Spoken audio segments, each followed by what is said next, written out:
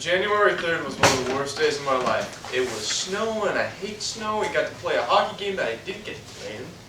And I had to drive hockey teammates home after that, which I didn't know until right after.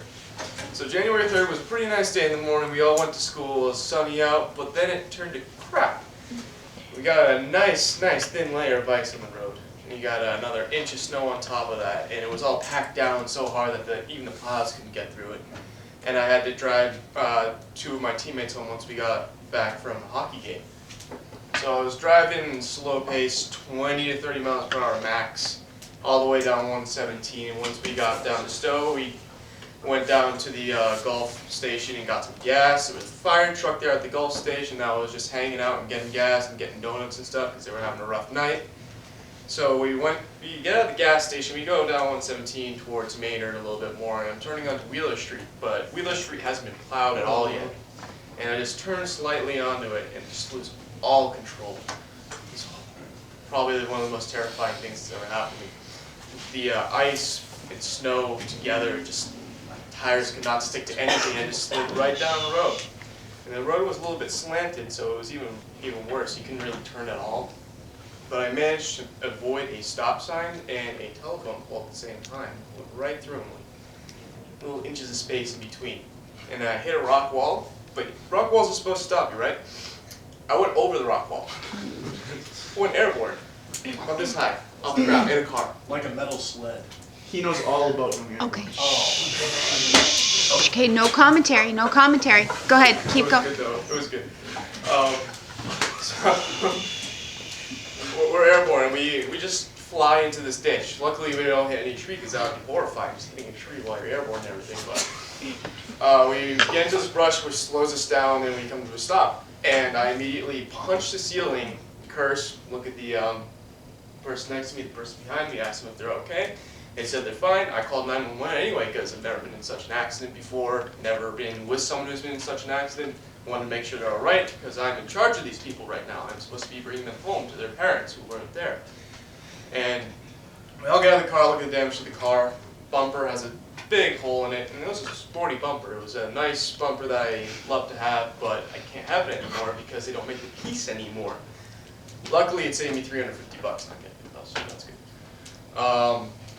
After that, a couple police cruisers came down and a fire truck came down. The fire truck blocked the large portion of the road while the cruisers blocked the other portion of the road while the tow truck could come in and get my car out of there. And I was talking to the police officer. He was asking me a bunch of questions, asking me like what were the conditions, because by then a couple cars had gone down the road. And then he asked me to go into the ambulance with the other two kids. And they got checked out real quick, called their parents who were like 5 minutes away to come get us, and they cleared us. Ambulance guy called me a dumbass, but it was my fault. After that, their parents drove me home and went back to their house. My house was 5 minutes in the other direction, which sucked because we didn't really talk. It was one of those situations where you're just like, you gotta be quiet and respectful of everything. And after that, my parents got home. Dad's pissed. My mom's just like, well, you're all right. Whatever. We go that same night to where my car was placed, and we just look through the fence to see what the car is. Bumper is totally off. Like, they tore it off on the way out, probably when they were pulling it back over the rocks. There was a bent bar. They were just like, well, it looks like it's stolen. So we call them and ask for someone to take a look at it. They appraise it for about $2,000 in damages, but luckily it's not total. It's just got some damage on the bottom. And we file a report about it, and we ask to not be accountable for the damages because of the way that the roads were plowed and everything. And we ended up going to a DMV quote, which is like a room.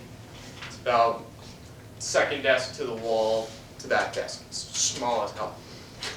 And we just talked to this lady. She was recording everything. She was like talking really sweet because we're being really nice to her. And she's like, I'm the one that's going to be making the decision, so you guys just tell the truth and everything will be all right. We were there for 5 minutes. Just told her what happened. She's like, that's all I need. You guys are good. Whatever. Get out of here. So we end up only having to pay $150 total for the car damages, which was very nice. And after that, it really didn't affect me other than having to walk around trying to be quiet about it while the people are asking me what happened.